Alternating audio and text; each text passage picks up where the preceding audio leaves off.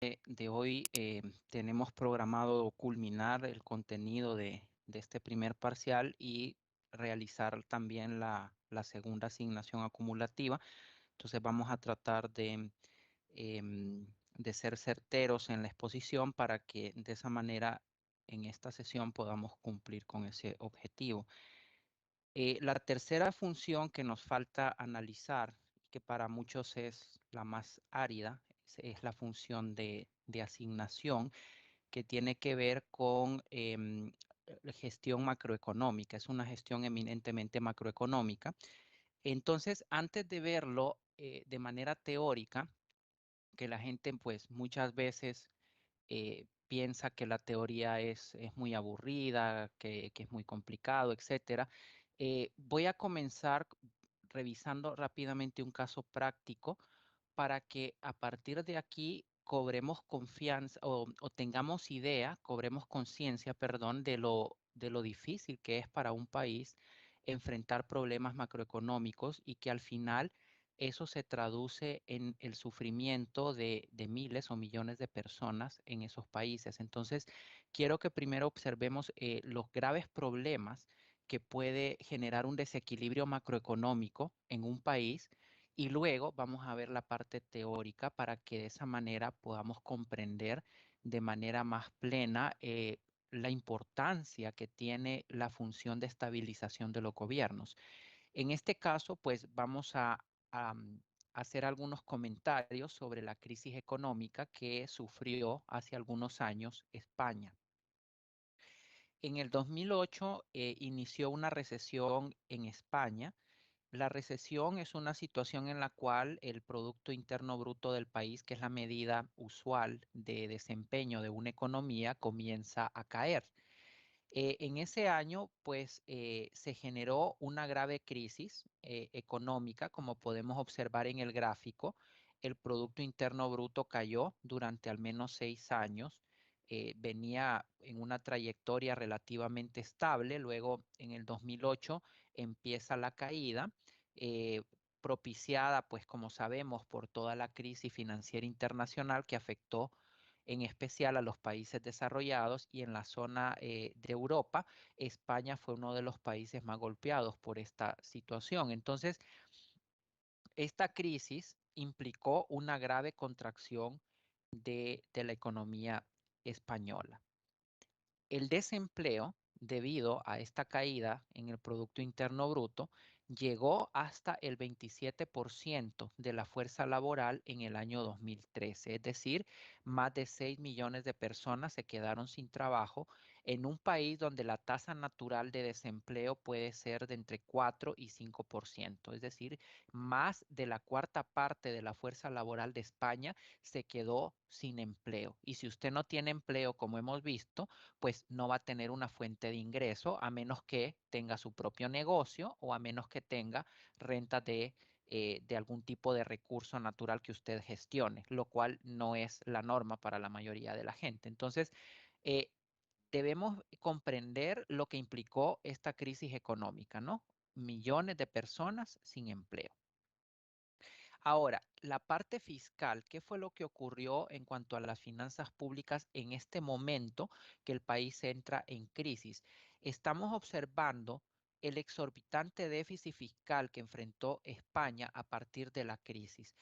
Prácticamente el desequilibrio financiero del gobierno es algo inimaginable. Cuando un déficit supera el 9%, cuando llegamos a ver un déficit de 2 dígitos, es realmente algo fuera de serie, es muy particular. Normalmente los déficits fiscales no suelen llegar a 2 dígitos y en España, como ustedes pueden ver, en 2009 el déficit fiscal llegó a 11% y se mantuvo este deterioro durante un gran periodo. En lo que corresponde a la deuda pública, también observamos un deterioro muy significativo de este indicador. La deuda pública de España pues pasó de 2007, que era 35% con respecto al Producto Interno, llegó a casi el 100% del producto en 2015. Es decir, que para 2015 España tenía una deuda pública que casi igualaba todo el ingreso que generaba la economía española. Obviamente alimentado por el déficit fiscal, es decir, la deuda pública al final va a ser resultado del desequilibrio fiscal. Entonces, es lógico que si el déficit fiscal llegó a niveles sumamente elevados, obviamente se iba a traducir en un incremento exorbitante de la deuda pública de España. Ahora, ¿cómo respondió el gobierno a esta crisis gravísima que le estaba costando sangre, sudor y lágrimas a millones de personas que quedaron obviamente sin fuentes de ingreso y pasando graves penurias? ¿Qué fue lo que hizo el gobierno desde el punto de vista de su política fiscal en medio de esta grave crisis? Bueno, algunas de las medidas que tomó el gobierno en plena crisis económica es una reducción o congelamiento en el precio, en los salarios, perdón, de los empleados públicos. Realizó despidos masivos de personal en el sector público, aumentó los impuestos, congeló las pensiones, recortó los programas sociales hasta por 15.000 millones de euros, afectando programas inclusive de salud y educación, y privatizó empresas públicas. Estas fueron algunas de las principales medidas que tomó el gobierno y nos muestran la manera como se orientó la política fiscal en este caso. Entonces Una sí, pregunta. sí. ¿Se está acercando Honduras en ese momento a eso? Bueno, casualmente al final de la sesión de hoy vamos a hacer un comentario sobre eso, pero acuérdeme. Muy bien. No, pero respondiendo a su pregunta, no, todavía no estamos ante un escenario tan crítico como este. Entonces, ante esta situación tan grave que estaba viviendo España y que es algo que le puede pasar, como menciona el compañero, a cualquier país, nosotros no estamos exentos de llegar a una situación tan crítica como esa, ojalá que no. eh, Nos preguntamos qué efecto pueden tener este tipo de medidas que tomó España en medio de una situación económica como la que hemos descrito. Y esta forma del gobierno español de gestionar sus finanzas públicas propició la estabilidad macroeconómica o más bien la perjudicó. Estas dos preguntas son las que vamos a tratar de contestar al analizar ahora la parte teórica de la función de estabilización, pero con este preámbulo lo que quiero que comprendamos entonces es que cuando un país enfrenta un problema macroeconómico, una crisis como ser una recesión, estamos hablando de sufrimiento. Muchas personas van a sufrir debido a todo lo que se deriva de una crisis macroeconómica. ¿Y qué es lo que hacemos nosotros como ciudadanos? Pues lo primero que hacemos es ver al gobierno y cuestionar qué es lo que el gobierno está haciendo para ayudar al país a superar un problema de esta naturaleza o qué es lo que puede hacer.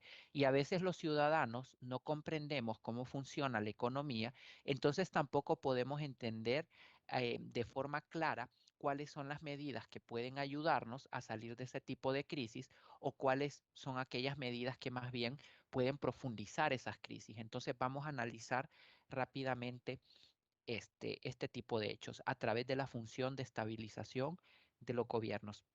La función de estabilización es la última que se ha agregado a las responsabilidades gubernamentales. Recuerden que las hemos estado analizando en orden, ¿no? Primero, la función de asignación, que como decíamos durante mucho tiempo era la única que tenían los gobiernos. Después decíamos que se agregó la función de distribución y por último se agregó la llamada función de estabilización. ¿De dónde procede esta función? Pues un poco los antecedentes históricos, creo que todos hemos un poco escuchado hablar de esto. La función de estabilización inicia a partir de una grave crisis llamada la Gran Depresión, que tuvo lugar en los años 30 del siglo recién pasado, del siglo XX. Y aquí nosotros podemos observar que la Gran Depresión inició en octubre de 1929 con la quiebra de la Bolsa de Valores de Nueva York y a partir de ese momento ustedes pueden ver aquí en el gráfico que representa el Producto Interno Bruto de Estados Unidos, ustedes pueden ver cómo comienza a derrumbarse la producción.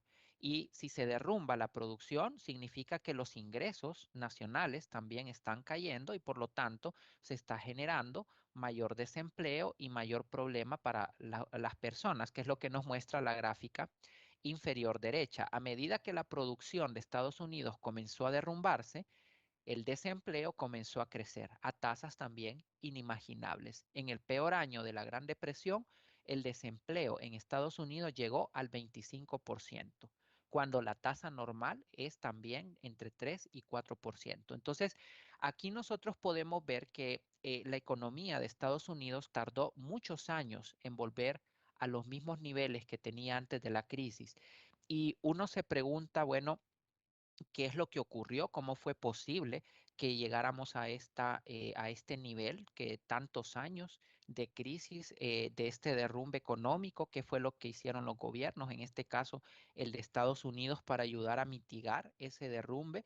Pues la respuesta es que el gobierno no hacía nada. En los primeros años de la crisis, los primeros 3 años de la crisis, el gobierno no hizo nada y obviamente esa fue una de las razones por las cuales esta crisis llegó a estos niveles inimaginables, que en este caso nosotros no podríamos en realidad esperar que en la actualidad llegáramos a observar un derrumbe de una economía durante tanto tiempo.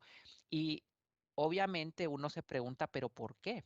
¿Por qué el gobierno no hizo nada para ayudar a contener la crisis y reorientar la actividad económica, devolverla a su condición normal? Bueno, la respuesta es que hasta este momento no existían teorías macroeconómicas. Como ustedes saben, la macroeconomía moderna surge más bien a partir de este acontecimiento, pero previo a él y durante los primeros años, los teóricos utilizaban teorías clásicas, teorías que tenían más bien un enfoque microeconómico, y a partir de ellas trataban de explicar este fenómeno, que es un fenómeno macroeconómico. Y lo que decía la teoría que se conocía hasta ese momento es que los mercados, el sistema capitalista, el sistema de mercado, pues era un sistema que se autorregulaba, que por sí mismo las crisis se corregían y que lo mejor que podían hacer los gobiernos era simplemente esperar y no interferir, porque el mercado tenía, lo que decía Adam Smith, una mano invisible que iba a restaurar eventualmente el equilibrio si nadie interfería. Entonces, como esa era la idea generalizada en ese momento, pues el gobierno se cruzó de brazos y obviamente la economía comenzó a derrumbarse, cayó en una especie de abismo como no se ha visto en la historia reciente. Esto ocurrió hasta 1933, cuando en Estados Unidos cambia el gobierno y asume la conducción del Estado el señor Franklin Roosevelt.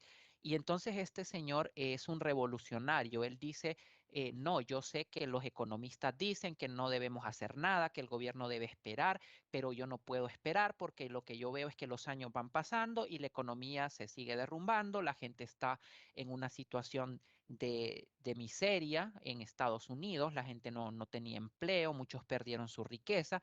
Entonces él comienza a reestructurar el sector público en Estados Unidos y comienza a tomar una serie de medidas para de alguna forma orientar la economía. Lo único que él no sabía exactamente lo que estaba haciendo, eran medidas que después se demostró que eran las correctas, pero él estaba a ciegas. Sin embargo, lo que él hacía era lo correcto. Él comenzó a interferir en la economía, comenzó a generar medidas que de alguna forma contribuyeron a solventar la crisis. Él estructuró un nuevo sistema que se llamó el estado de bienestar, comenzó a crear programas de empleo, el gobierno comenzó a controlar algunos de los principales sectores de la economía y eso eventualmente, junto con la Segunda Guerra Mundial a finales de los años 30, fue lo que finalmente terminó reactivando la economía.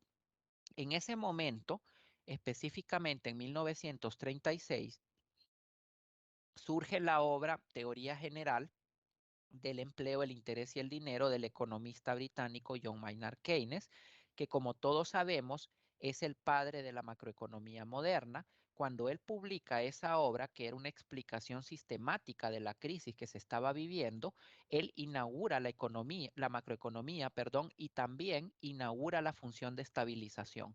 A partir de ese momento y de esa obra es que queda prácticamente constituida la llamada función de estabilización de los gobiernos. Y en términos muy sencillos, ¿cuál es el mensaje que tiene esta obra? Que es sumamente complicada, es leer la teoría general no es para cualquiera. El señor realmente era un genio y la forma como estructuró su teoría es bastante complicada, pero la idea básica que él plasma en su obra es que los gobiernos no pueden quedarse de brazos cruzados cuando las economías experimentan este tipo de crisis, porque al nivel macroeconómico no se cumple esa autorregulación y las economías pueden permanecer indefinidamente en una situación de crisis y de recesión y seguir cayendo, a menos que alguien haga algo, y ese alguien es el gobierno. Entonces, el mensaje básico de Keynes es: el gobierno es el agente que puede y debe intervenir para estabilizar la economía. Y entonces queda en ese momento inaugurada la llamada función de estabilización. Para poder comprender mejor en qué consiste la función de estabilización, tenemos que revisar rápidamente algunos de los conceptos básicos de macroeconomía, porque es la única manera. Si yo asumo que ustedes recuerdan sus clases de macroeconomía y comienzo a partir de ahí a hablar de la función, seguramente no van a captar, ¿no? Algunos probablemente llevaron esta materia hace algún tiempo, algunos quizás no lograron comprender muy bien en qué consistía el asunto. Entonces, vale la pena detenernos rápidamente en analizar los principales conceptos para que podamos finalmente aterrizar en la función de estabilización, que es una función, como digo, eminentemente macroeconómica, pero fundamental. Los principales elementos de un sistema macroeconómico son los bienes y servicios que se generan a partir de los recursos o factores de los que dispone un país, los agentes económicos, que son los que actúan, los que llevan a cabo la actividad económica, y los mercados. Estos son los elementos que tenemos que conectar para poder comprender cómo funciona la macroeconomía de un país, en términos muy simples. ¿Qué son los agentes económicos? Pues recordemos que los sujetos de la actividad económica los podemos clasificar a nivel macroeconómico en cuatro grandes grupos. Son los hogares, las empresas, el gobierno, que en sí mismo es un agente económico, y el resto del mundo. Entonces, cada uno de estos grupos o sectores tienen objetivos que son diferentes a los demás. Los hogares son las unidades consumidoras de las economías y son los dueños o los que disponen de los factores o recursos económicos. Las empresas son las unidades productoras de la economía, son las que se encargan de transformar los factores económicos en bienes y servicios que están listos para el consumo, para cubrir las necesidades humanas. El gobierno es un agente muy complicado, muy complejo, porque es una unidad tanto consumidora como productora, y además también es el agente que puede emitir regulaciones que son de obligatorio cumplimiento para todos los demás agentes, y el resto del mundo son estos mismos agentes, solo que referidos a otros países. Además, a nivel macroeconómico, nosotros identificamos que estos cuatro agentes van a establecer relaciones en tres grandes mercados: el llamado mercado de factores, el mercado de bienes y servicios y el mercado financiero. Estos son los tres mercados que se analizan en macroeconomía. ¿Cómo funcionan estos mercados y cómo se conectan? En el mercado de factores, lo que se intercambia son recursos económicos. Ya hemos hablado cuáles son los recursos económicos: es tierra, trabajo y capital. ¿Quiénes son los dueños de esos recursos? Hemos dicho son las familias. Ellos son los propietarios de los recursos económicos en un país. ¿Quiénes los necesitan para realizar sus actividades productivas? Una parte el gobierno y otra parte las empresas. Entonces, en un primer momento, lo que vamos a observar en este mercado es que las familias van a llevar sus factores. Todos tenemos que tener factores, porque si no tenemos factores no podemos tener ingreso, y si no tenemos entonces ustedes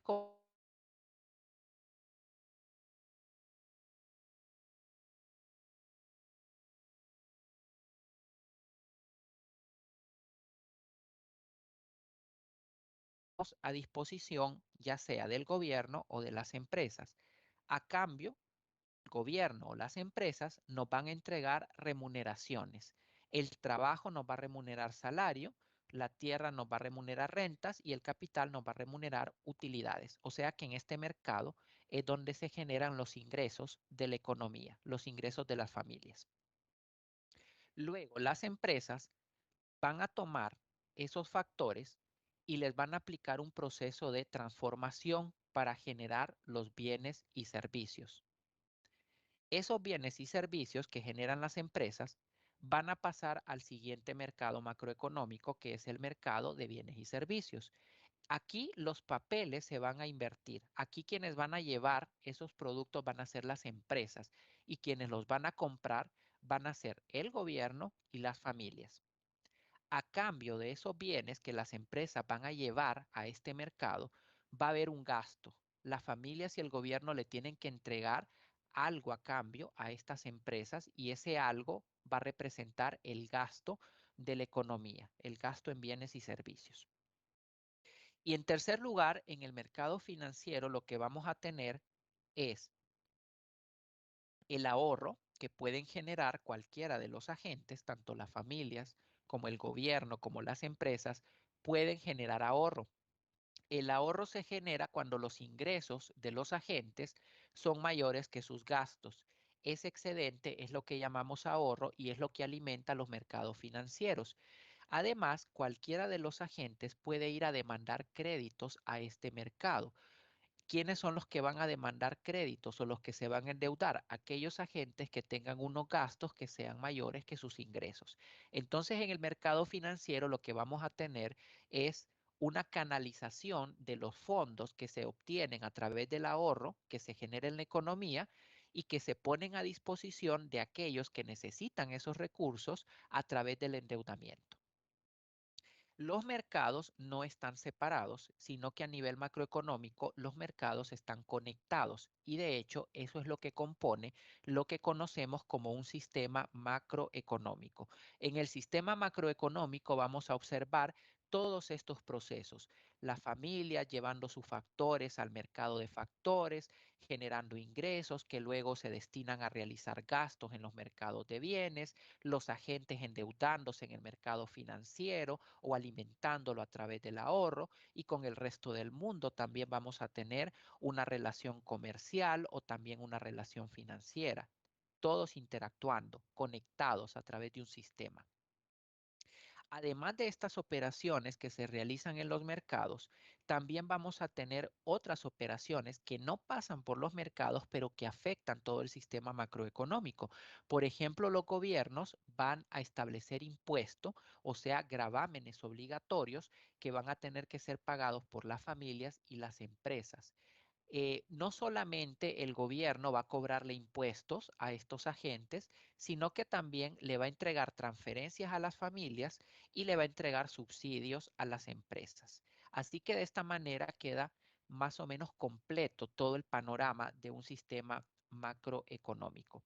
Ahora, una vez que tenemos este esquema, que es como un mapa de cómo funciona una macroeconomía en cualquier país, podemos, por ejemplo, utilizarlo para analizar casos concretos como el de España. Y entonces uno se pregunta, esas medidas que describimos hace poco que estaba tomando el gobierno de España en medio de una grave crisis económica, ¿qué es lo que estaba originando a nivel macroeconómico?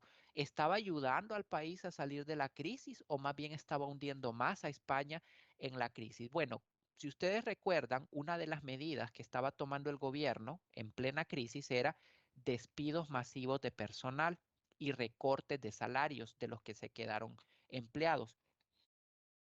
Si nosotros vemos este modelo, ¿qué es lo que estaba pasando en España entonces? Vámonos al mercado de factores. El gobierno español estaba despidiendo a una gran cantidad de personas.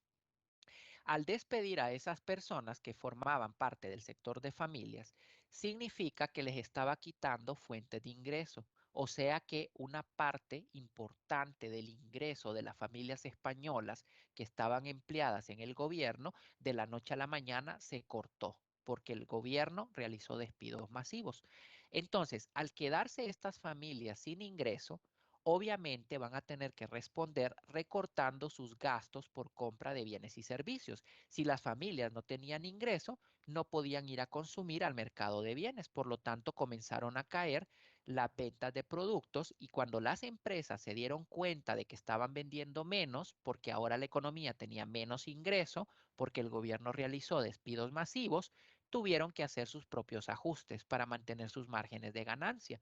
Entonces las empresas privadas comenzaron también a despedir gente y de esa manera el ingreso de las familias comenzó en una espiral descendente a caer y a hundir cada vez más y más la economía española. En otras palabras, lo último que se puede hacer cuando una economía está en problemas es generar este tipo de medidas como las que estaba tomando el gobierno de España, porque además de que estaba despidiendo gente y que por lo tanto estaba quitando el ingreso a las familias y eso hacía que las ventas de las empresas también cayeran.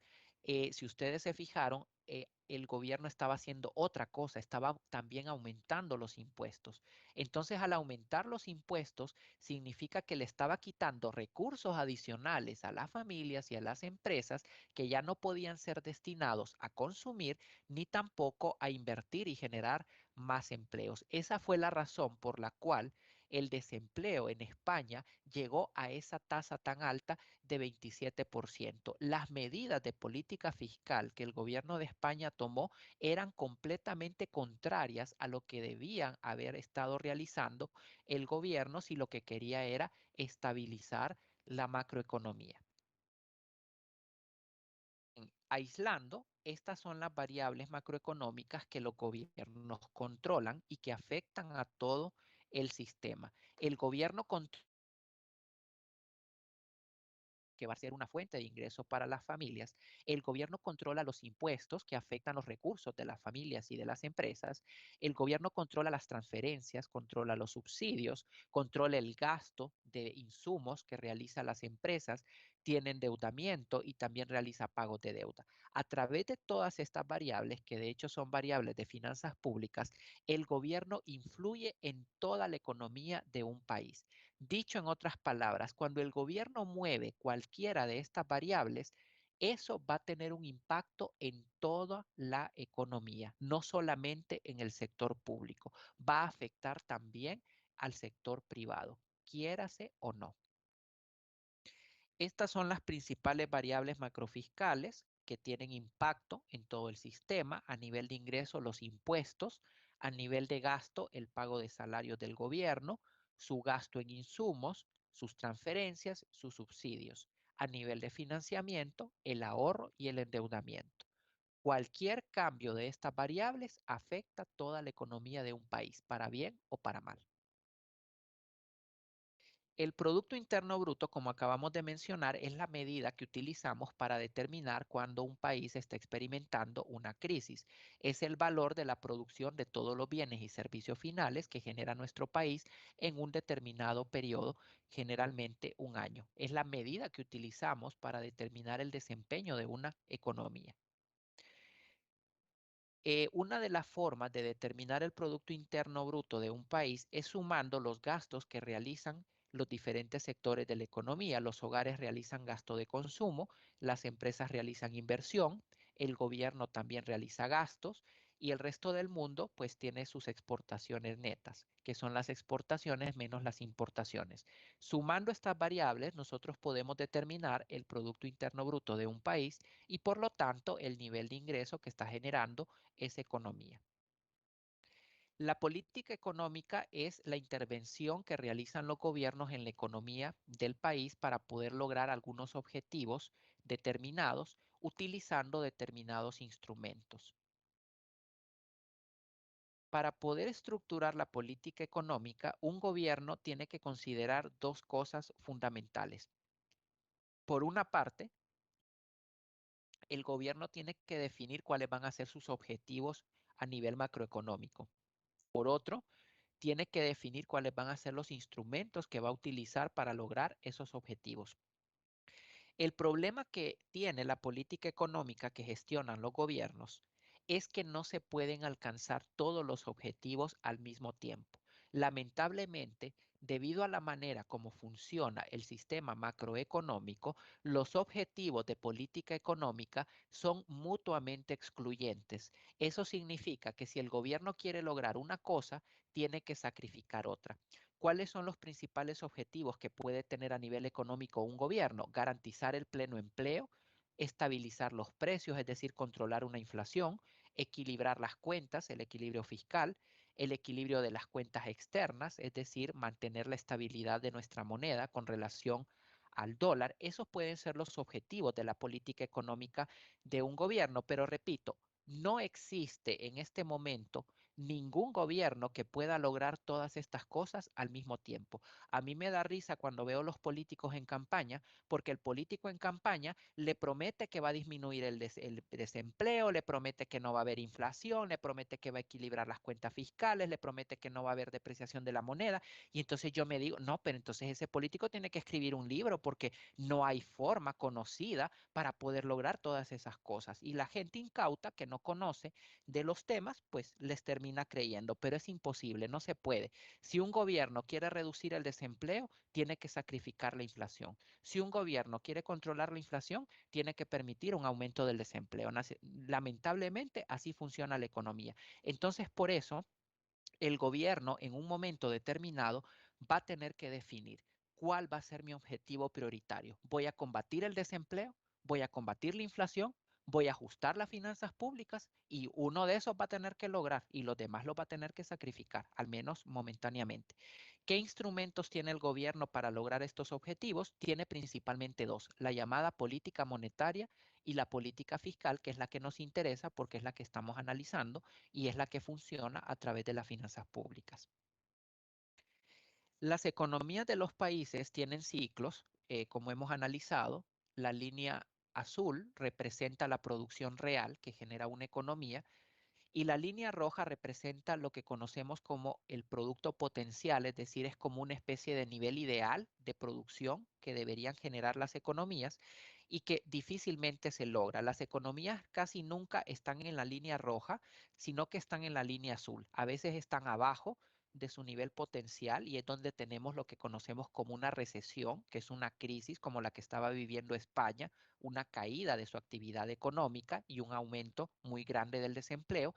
Y a veces las economías están arriba de su nivel potencial, están en una expansión, lo cual tampoco es bueno, porque cuando la economía está en una expansión, el problema que vamos a tener que enfrentar es la inflación. Entonces, nosotros a nivel macroeconómico no queremos ninguna de las dos cosas. No queremos desempleo y no queremos inflación.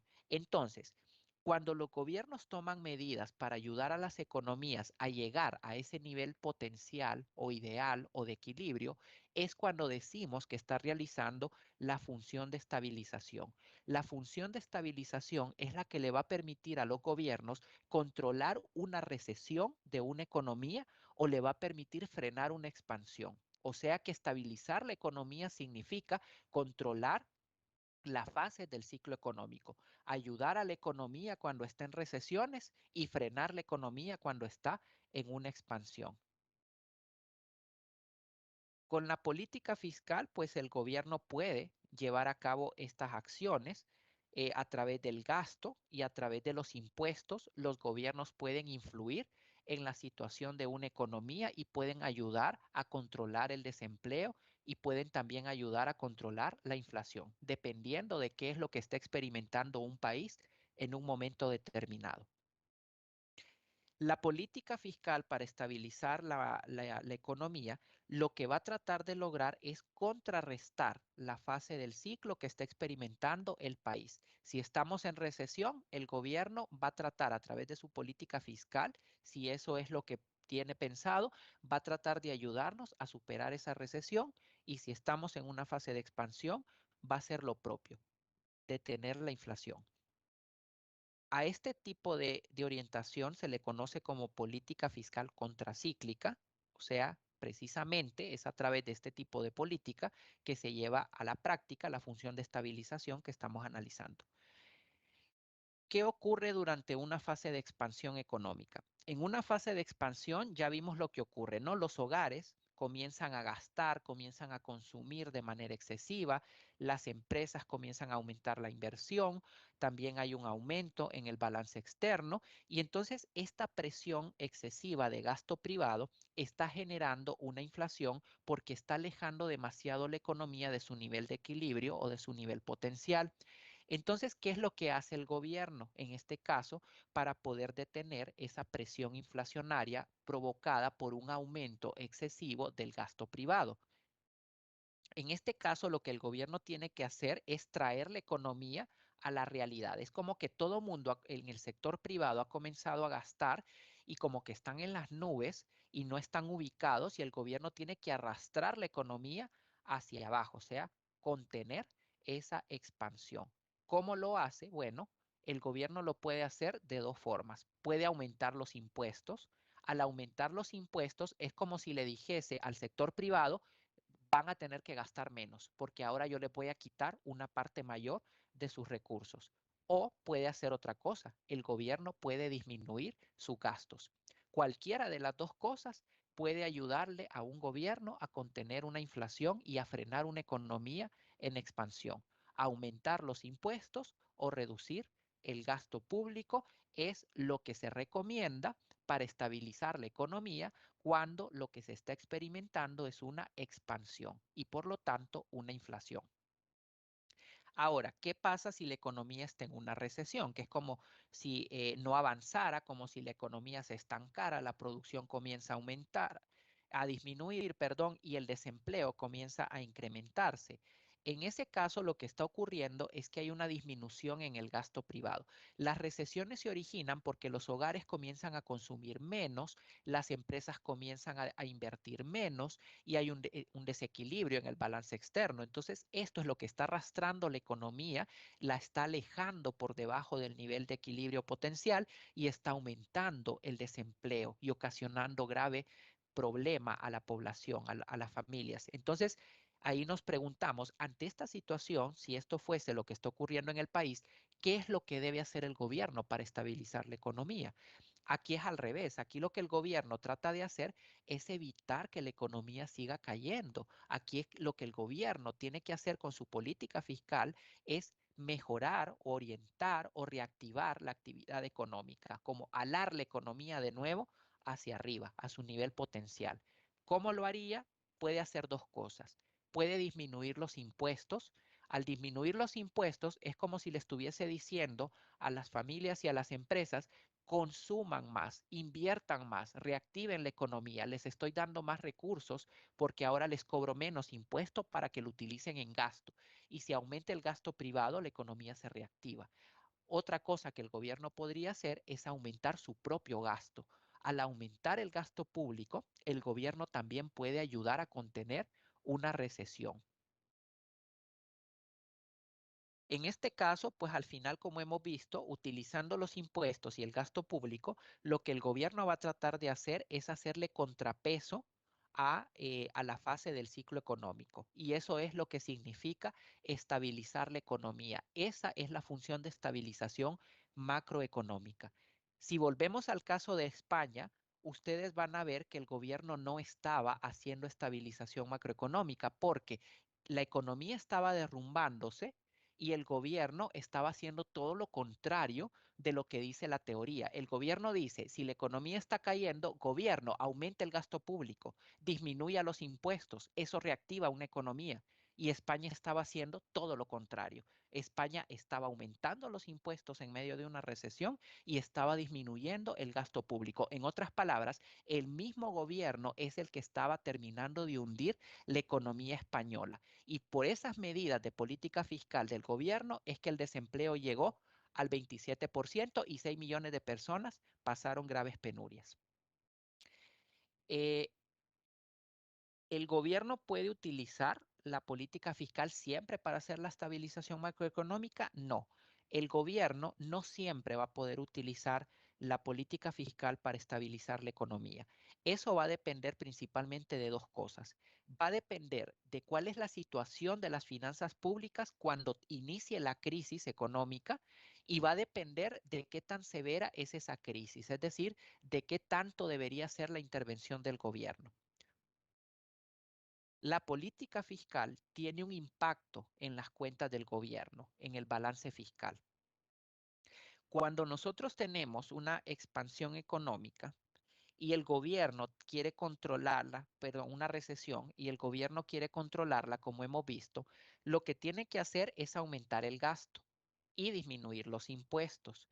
Pero, ¿qué le pasa a las finanzas públicas si el gobierno hace eso? Si el gobierno aumenta el gasto y baja los ingresos, lo que le va a pasar al déficit fiscal es que se va a incrementar. O sea, que para combatir una recesión el gobierno tiene que pagar un precio y ese precio es aumentar el déficit fiscal.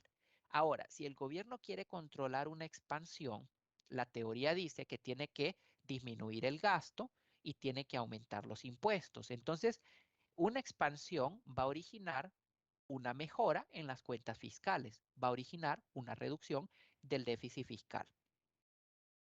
Así que, ¿qué ocurre, por ejemplo, si la crisis económica comienza aquí? El T1 vamos a suponer que es el inicio de la crisis. Nos vamos a ir al año 2020, que es donde pudimos ver en vivo y en directo la función de estabilización.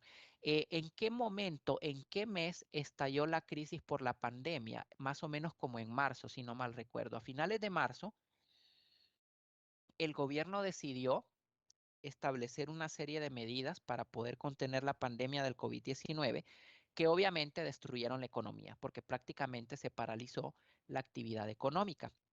A partir de marzo del 2020, la economía hondureña comenzó caída libre, comenzó a derrumbarse el Producto Interno Bruto porque nadie podía salir de sus casas, la gente no podía consumir, las empresas no invirtieron y todo se estaba yendo al diablo. En este momento que inició la crisis, el gobierno tenía que comenzar a realizar la estabilización macroeconómica. Entonces, ¿qué es lo que tenía que hacer el gobierno a partir de ese momento? Tenía que comenzar a aumentar el gasto o a bajar los impuestos. La pregunta es, ¿cómo estaba la cuenta fiscal en ese momento que comenzó la crisis? ¿El déficit fiscal era bajo o era muy alto? La respuesta es, era muy bajo. El gobierno había manejado muy bien sus cuentas fiscales y por lo tanto cuando comenzó la pandemia en marzo de 2020, las finanzas públicas estaban sólidas y por lo tanto el gobierno tenía una base para poder realizar la estabilización. El gobierno pudo aumentar su gasto, disminuir impuestos y soportar un aumento del déficit fiscal porque cuando comenzó la crisis las finanzas públicas estaban en una buena posición. Contrario hubiese sido si las cuentas fiscales hubiesen estado con un déficit muy alto. Ahí sí nos hubiera llevado el diablo porque el gobierno con un gran déficit no hubiese podido seguir aumentando el gasto y por lo tanto el déficit. Así que eso es lo primero que tenemos que ver para saber si el gobierno va a poder utilizar la política fiscal para poder ayudar a la economía, si sus cuentas fiscales están sanas al momento en que inicia la crisis. En el caso de Honduras, afortunadamente así fue. El gobierno comenzó a intervenir, comenzó a aumentar el gasto, el déficit obviamente se incrementó estratosféricamente, pero el gobierno pudo soportarlo. Ahora, la crisis por el COVID-19 no duró 2 semanas ni 3, duró casi todo el año. Entonces, eso también se tiene que considerar para saber hasta dónde el gobierno va a poder utilizar la política fiscal, porque a medida que va pasando el tiempo, el déficit fiscal se va a ir incrementando cada vez más y más. Entonces, la duración de la crisis también va a marcar un punto en el cual el gobierno ya no va a poder seguir haciendo esto. Si la crisis del COVID-19 se hubiera mantenido por más tiempo, el gobierno hubiese tenido que parar las ayudas y hubiese tenido que comenzar nuevamente a reducir el gasto y probablemente ajustar los impuestos, lo cual hubiese terminado de hundir al país. En el caso de la economía hondureña, pues estamos observando cómo se ha comportado en los últimos 20 años y podemos ver que en 20 años hemos tenido dos graves crisis. En 2009, con la crisis política e internacional, el Producto Interno Bruto se derrumbó casi 6%. Nuestra economía quedó realmente en una posición muy complicada que no se volvió a recuperar. Si ustedes se fijan, no hemos vuelto a tener tasas de crecimiento económico como las que tuvimos antes del golpe de Estado, donde casi llegamos a crecer al 7%. Y por eso es que no hemos logrado superar la pobreza, sino que más bien aumentó. Si nos hubiésemos mantenido creciendo al 7%, Honduras sería un país muy diferente hoy. Pero lamentablemente, pues No pudimos recuperarnos, la economía siguió creciendo a una tasa promedio de 3%, que es insuficiente para poder vencer los elevados niveles de pobreza que tiene el país. Y en 2020 la economía entró en un cataclismo, 9% de caída del Producto Interno, algo nunca visto, apocalipsis zombie. Y bueno, ya todos conocemos las razones. Ya el año anterior la economía afortunadamente se logró reactivar y así es como nos hemos mantenido. Ahora, el Producto Interno Bruto, como pudimos ver, pues presentó aquel comportamiento, pero las finanzas públicas estaban exhibiendo un manejo bastante adecuado. Es decir, una de las cosas que el gobierno anterior hizo, cometió muchos errores, como todos sabemos, pero una de las cosas que sí logró manejar bien, al menos hasta 2019, fueron las finanzas públicas. El déficit del sector público, como ustedes pueden ver, se mantuvo en niveles muy bajos, desde el 7%, que fue el déficit que cerró el gobierno al finalizar el periodo del señor Porfirio Lobo Sosa, que fue un desastre, dejó quebradas las finanzas con un déficit de 7%.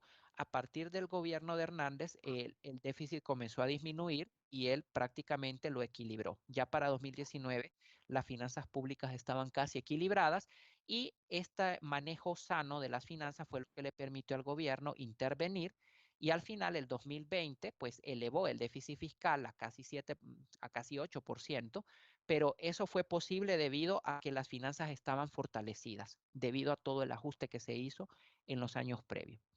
La deuda sí siguió incrementándose, ya para 2020 pues superó el 50% del Producto Interno, así que en realidad el gobierno tuvo espacio para poder estabilizar la economía. Ahora, ¿qué es lo que nos depara el futuro? Aquí me voy a ir ya directamente a la asignación. Y ya el tiempo se me está agotando. ¿En qué consiste la asignación acumulativa que me van a entregar el día domingo? Consiste en lo siguiente. El día de mañana, el gobierno de la República va a presentar un informe. Ese informe lo va a presentar la Secretaría de Finanzas y supuestamente va a dar a conocer a la nación la situación de las finanzas públicas del país, lo que heredó del gobierno anterior. ¿Qué es lo que ustedes van a hacer? Obviamente, no sé si van a publicar el documento o solamente lo van a exponer, pero cualquiera que sea la forma en que lo hagan, ustedes tienen que describir en un reporte los principales elementos que exponga la Secretaría de Finanzas el día de mañana. Una vez que ustedes expongan esos principales hallazgos que va a revelar la Secretaría de Finanzas, van a elaborar un comentario acerca de los problemas que va a enfrentar el actual gobierno para poder llevar a cabo la función de asignación, de distribución y de estabilización a partir de lo que manifieste la Secretaría de Finanzas. Es decir, revisan su micrófono, por favor, que alguien lo tiene encendido y no escucho por la interferencia. Gracias. Ustedes van a ver, según lo que esta señora va a revelar, ustedes van a ver qué posibilidades va a tener el gobierno, por ejemplo, en materia de asignación para brindarnos mejores servicios de salud y educación. La función asignación, mírenla desde ese punto de vista, de los servicios que el gobierno nos va a poder entregar los próximos 4 años a partir de la situación que ella va a revelar. ¿Cómo va a poder el gobierno llevar a cabo la función de distribución? Es decir, cómo va a poder combatir la riqueza, la pobreza a partir de lo que ella va a exponer y finalmente cómo va a poder estabilizar la economía del país. Van a entregar esto en un reporte por grupo a más tardar el día domingo a través del aula virtual. En eso consiste la asignación que además nos va a dejar un panorama claro de lo que nos espera los próximos años en materia de finanzas públicas. Así que estén muy pendientes del informe, analícenlo bien para que puedan realizar el reporte, para que ustedes vean que todas estas cosas que hemos hablado, pues no están nada más en la teoría, sino que las estamos viviendo y suponemos que lo que va a revelar la señora el día de mañana es realmente el caos que pues heredó del gobierno, ¿no? Del gobierno anterior. Así que vamos a suponer que ella ha realizado un estudio concienzudo de la situación de las finanzas públicas y mañana nos lo va a revelar para que nosotros sepamos a qué atenernos los próximos años. Bien, ¿alguna pregunta en cuanto a la asignación? ¿Quedó claro lo que van a hacer? en un documento de Word, ¿verdad, licenciado? Sí, correcto. En un documento de Word, usted comienza explicándonos lo que ella nos va a revelar mañana y luego hacen su comentario, relacionándolo con las 3 funciones fiscales que hemos Licenciado, visto. Sí, sí, dígame. ¿y usted sabe más o menos la hora en la que se estará revelando eso? No, fíjese que no sé exactamente la hora, pero seguramente en las noticias de la noche van a establecer la hora. Solo sé que es mañana. ¿Sería entonces a través de cualquier noticiero por la noche entonces, o nos mantenemos activos por las redes sociales? Sí, eso lo van a publicar en todos lados, va a salir la hora, porque eso todos estamos esperando ese informe. Entonces, creo que hoy en la noche ya se va a revelar la hora. Me parece que iba a ser por la mañana, pero ahí pueden confirmar. Por esa razón, mañana no vamos a tener conexión. Les voy a permitir que durante la hora de clase mañana se puedan reunir en grupo para que puedan terminar de afinar el informe. Entonces, nos va a salir bien porque el informe se va a publicar en la mañana y en la tarde, durante la hora clase, ustedes se van a reunir para poder afinar el documento y de esa manera no van a tener problema de entregarlo el domingo como está previsto. El examen queda para el lunes. El examen pues va a ser el lunes a la hora clase a través del aula virtual. Van a descargar, va a estar en formato Word, lo van a desarrollar y luego lo van a subir por la misma plataforma. Les voy a pedir que sean muy honestos. Yo sé que todos tienen sus chats de grupo, pero el examen es individual. Si ustedes fallan o cometen fraude en el examen o se están compartiendo las respuestas, créanme que no es a mí a quien están engañando, es a ustedes mismos. Entonces sean muy honestos y respondan de manera individual la prueba de lunes.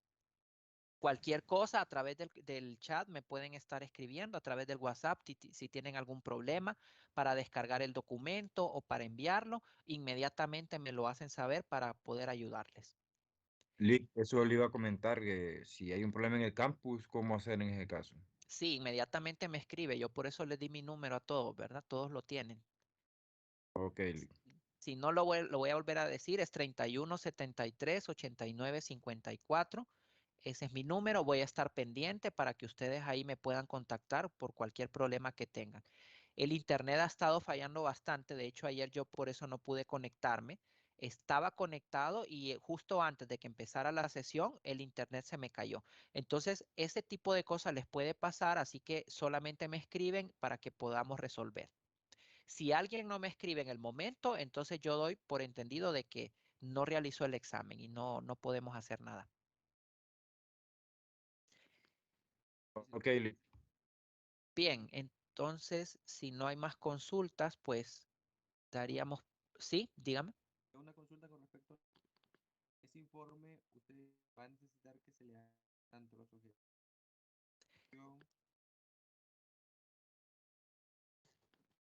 Hola, casi no le escuché, fíjese, me dijo que el informe voy a necesitar. Sí, sí, en el informe se va a necesitar como objetivos, conclusiones.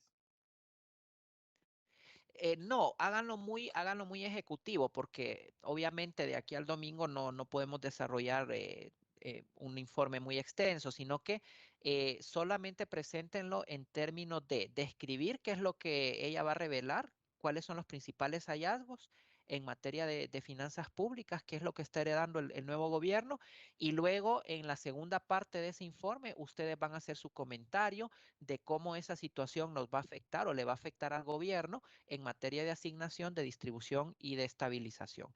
El coordinador pues va a poner el nombre de todas las personas, no se vayan a olvidar de eso, y evalúen siempre a la persona de 1 a 10. Acuérdense, el coordinador tiene que decirme quién trabajó y quién no, para que yo pueda calificar.